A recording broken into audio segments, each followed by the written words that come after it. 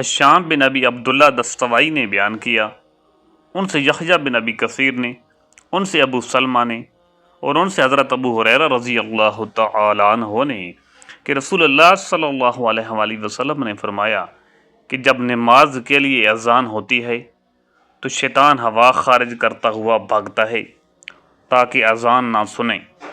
جب اذان پوری ہو جاتی ہے تو پھر آ جاتا ہے، پھر جب اقامت ہوتی ہے تو پھر بھاگ جاتا ہے، لیکن اقامت ختم ہوتے ہی پھر آ جاتا ہے اور نمازی کے دل میں طرح طرح کے وسوسے ڈالتا ہے اور کہتا ہے کہ فلاں فلاں بات یاد کر۔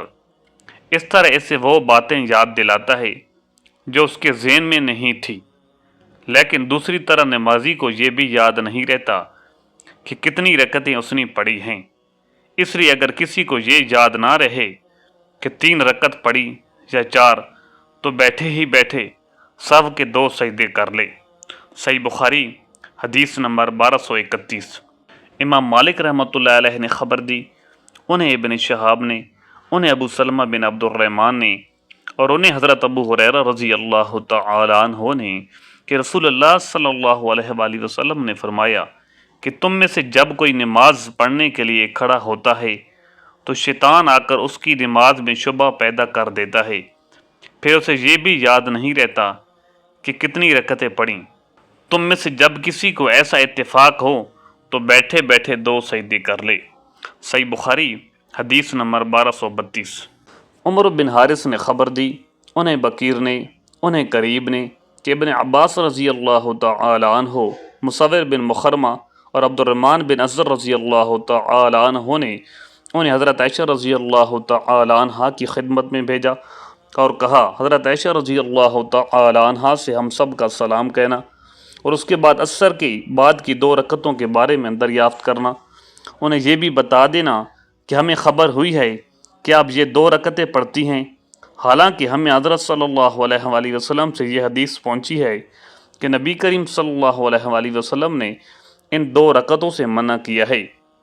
اور ابن عباس رضی اللہ تعالی عنہ نے کہا کہ میں نے عمر بن خطاب رضی اللہ تعالی عنہ کے ساتھ ان رکعتوں کے پڑھنے پر لوگوں کو مارا بھی تھا۔ قریب نے بیان کیا کہ میں حضرت عائشہ رضی اللہ تعالی عنہ کی خدمت میں حاضر ہوا اور پیغام پہنچایا۔ اس کا جواب آپ نے یہ دیا کہ ام سلمہ رضی اللہ تعالی عنہ سے اس کے متعلق دریافت کر۔ چنانچہ میں ان حضرات کی خدمت میں واپس ہوا اور حضرت عائشہ رضی اللہ تعالی عنہ کی گفتگو نقل کر دی۔ انہوں نے مجھے ام سلمہ رضی اللہ تعالی عنہ کی خدمت میں بھیجا، انہیں پیغامات کے ساتھ جن کے ساتھ حضرت عائشہ رضی اللہ تعالی عنہ کے یہاں بھیجا تھا۔ حضرت ام سلمہ رضی اللہ تعالی عنہ نے یہ جواب دیا کہ میں نے نبی کریم صلی اللہ علیہ وآلہ وسلم سے سنا ہے کہ آپ عصر کے بعد نماز پڑھنے سے روکتے تھے، لیکن ایک دن میں نے دیکھا کہ عصر کے بعد آپ صلی اللہ علیہ وآلہ وسلم خود یہ 2 رکعتیں پڑھ رہے ہیں۔ اس کے بعد آپ صلی اللہ علیہ وآلہ وسلم میرے گھر تشریف لائے۔ میرے پاس انصار کے قبیلہ بنو حرام کی چند عورتیں بیٹھی ہوئی تھیں، اس لیے میں نے ایک باندی کو آپ صلی اللہ علیہ وآلہ وسلم کی خدمت میں بھیجا۔ میں نے اس سے یہ کہہ دیا تھا کہ وہ آپ کے بازو میں ہو کر یہ پوچھے کہ ام سلمہ کہتی ہیں کہ یا رسول اللہ صلی اللہ علیہ وآلہ وسلم آپ تو ان 2 رکعتوں سے منع کیا کرتے تھے، حالانکہ میں دیکھ رہی ہوں کہ آپ خود انہیں پڑھتے ہیں۔ اگر حضور صلی اللہ علیہ وآلہ وسلم ہاتھ سے اشارہ کریں تو تم پیچھے ہٹ جانا۔ باندی نے اسی طرح کیا اور آپ صلی اللہ علیہ وآلہ وسلم نے ہاتھ سے اشارہ کیا تو پیچھے ہٹ گئی۔ پھر جب آپ فارغ ہوئے تو آپ صلی اللہ علیہ وآلہ وسلم نے ام سلمہ رضی اللہ تعالی عنہ سے فرمایا کہ اے ابو امیہ کی بیٹی، تم نے عصر کے بعد کی 2 رکعتوں کے متعلق پوچھا۔